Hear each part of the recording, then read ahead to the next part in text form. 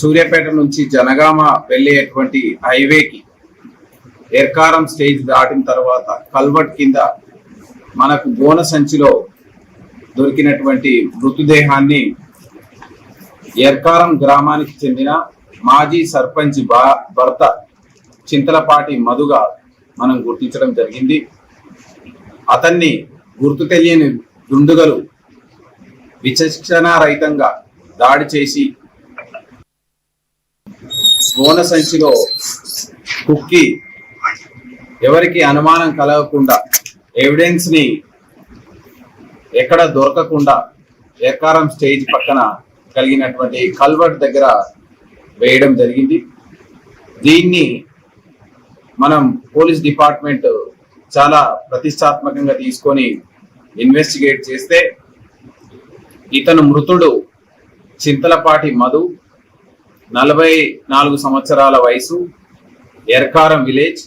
వీరి భార్య గతంలో ఎర్కారం విలేజ్ సర్పంచ్ గా పనిచేసి ఉన్నారు. ఇతన్ని చంపినటువంటి ప్రదేశాన్ని పోలీస్ టెక్నికల్ ఎవిడెన్స్ ద్వారా మనం గుర్తించడం జరిగింది.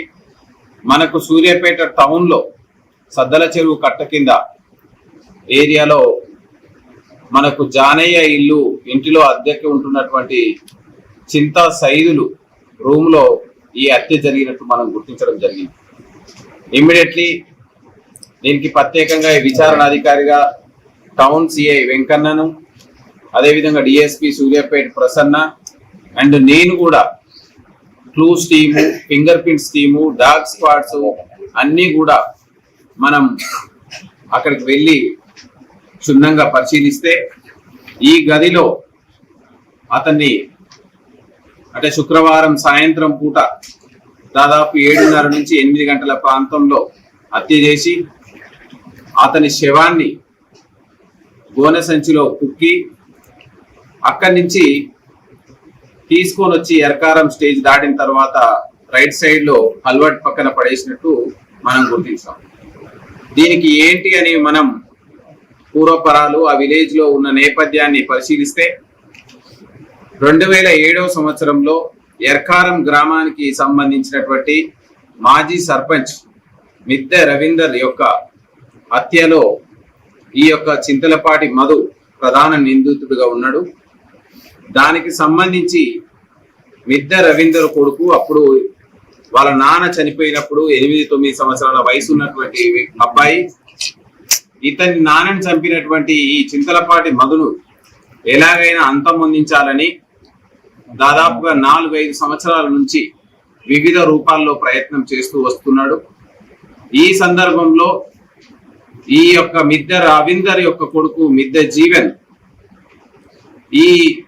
అతనికి కొంత సమీప బంధువులుగా ఉన్న చింత సైదులు, అదేవిధంగా ప్రసాద్ అనే వాళ్ళ యొక్క ఆశ్రయం తీసుకొని ఎలాగైనా చింతలపాటి మధును అంతమొందించాలనేటువంటి ప్రణాళికలు గత కొన్ని సంవత్సరాలుగా చేస్తూనే వస్తున్నాడు.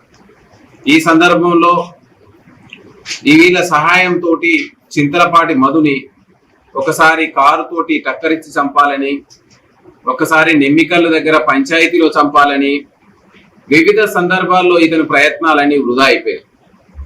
ఎట్టి పరిస్థితుల్లోనూ ఈ చింతలపాటి మధు ఎట్టి పరిస్థితుల్లోనూ ఇతను బతికి ఉంటే నన్ను అంతమొందిస్తాడా అనేటువంటి కారణంగా, అదేవిధంగా వాళ్ళ నాన్నను చంపిన వ్యక్తిని చంపి ప్రతీకారం తీర్చుకోవాలని మిద్దె జీవన్ ఈ చింతా సైదులు ప్రసాదులకి మీరు అతన్ని చంపడంలో తోడ్పాటు అందిస్తే మీకు కావలసినటువంటి అన్ని విధాలుగా డబ్బు రూపేనా కానీ ఇంకేదైనా రూపేనా మీకు సహాయాన్ని నేను ఇస్తాను అని చెప్పి వాళ్ళకు నమ్మబలికి వాళ్ళకి మీరు ఎలాగైనా చింతలపాటి మధును అంతమొందించడంలో సాయం చేయాలని కోరగా వీరిద్దరు అతనికి దగ్గరగా మూవ్ అయి చింతలపాటి మధుతోటి చిన్న చితక పంచాయతీల్లో తిరుగుతూ అతనితోటి తాగుతూ అతనికి నమ్మకం కలిగే విధంగా తిరుగుతూ వస్తూ ఉన్నారు.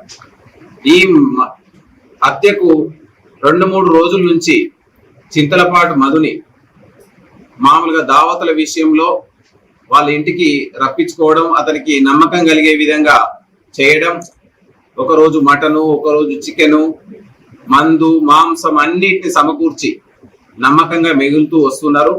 వీటన్నిటికి కూడా వెనకాల మిద్దె జీవన్ మందు కోసం, మాంసం కోసం, ఇతర ఖర్చుల కోసం చింతా సైదులకి సమకూరుస్తూ ఉన్నాడు. మనకి ఇది శుక్రవారం రోజు 11 గంటలకి చింతలపాటి మధు తన ఇంటి నుంచి కుడకుడ రోడ్లో అద్దెకుంటున్నటువంటి ఇంటి నుంచి టౌన్లోకి, భార్యకి చెప్పి టౌన్లోకి వచ్చినాడు.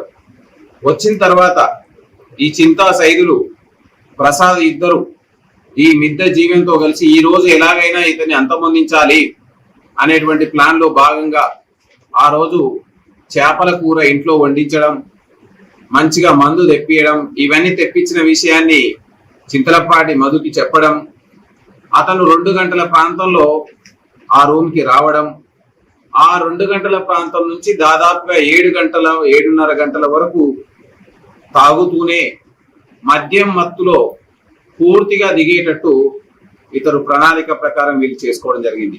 ఈ విషయాన్ని టైం టు టైం చింతా సైదులు, ప్రసాద్ ఇద్దరు కలిసి ప్రధానమైనటువంటి నిందితుడు మిద్దె జీవన్ కి తెలియజేస్తూనే ఉన్నారు. మిద్దె జీవన్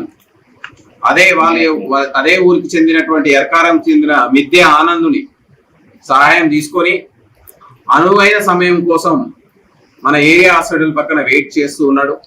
7:30 గంటల ప్రాంతంలో ఆనందు మరియు మిద్దె జీవన్ తనకు సంబంధించినటువంటి I-10 కారులో కొంత దూరంలో ఆపి నడుచుకుంటూ వచ్చి ఒకసారి వెరిఫై చేసుకొని ఉన్నాడా లేడా అని చూసుకున్న తర్వాత తదుపరి చింతా సైదులు మిద్దె జీవన్ని లోపలికి పిలిపించడం, మొదట ఈ యొక్క మత్తులో ఉంది టీవీ చూస్తున్నటువంటి చింతలపాటి మధు ఆ చీకట్లో ఆ రూమ్ లో టీవీ చూస్తూ మిగతా లైట్లు ఆర్పేసి ఉన్నాయి. ఆ టీవీ లైట్ లో ఈ నేరస్తులు అతన్ని గుర్తుపట్టడం, ఏకాఏకిన చింతా సైదులు దెబ్బ వేయగానే వీళ్ళు ముందుగానే తెచ్చుకున్నటువంటి మటన్ కొట్టే కత్తితోటి దెబ్బ వేయగానే అదే కత్తిని తీసుకొని మిద్దె జీవన్ తన యొక్క కసినంతా తీరేటట్టు, వాళ్ళ నాన్నని చంపినటువంటి పగని తీర్చుకునేటట్టు అతను విచక్షణారహితంగా ముఖం పైన, భుజం పైన దాడి చేయడం, ఇవన్నీ అతి కొద్ది క్షణాల్లోనే జరిగిపోవడం జరిగింది. ఈ యొక్క దాడిలో తీవ్రంగా గాయపడి ఎక్కడికే చింతలపాటి మధు చనిపోవడం జరిగింది. ఆ తరువాత ఈ యొక్క రూమ్ లో ఉన్నటువంటి మిద్దె జీవన్, చింతా సైదులు, అదేవిధంగా ప్రసాదు, ఆనందు అక్కడ ఉన్నటువంటి ముందుగానే తెచ్చుకున్నటువంటి గోలె సంచుల్లో ఒక దాంట్లో వేస్తే రక్తం గారుతుందని ఒకదాని మీద ఒకటి 3 సంచుల్లో కుక్కి అతన్ని లేపడానికి ఆ పక్కనే ఉన్నటువంటి భరత్ అనేటువంటి ఒక అబ్బాయి సహాయం తీసుకోవడం జరిగింది. వాళ్ళ సహాయంతో కారులో ఎక్కించుకున్న తర్వాత ఈ అబ్బాయికి చింతా సైదులు, ఎందుకంటే ఇంటి పక్కనే ఉంటాడు ఈ అబ్బాయి, భరత్ అనే అబ్బాయి,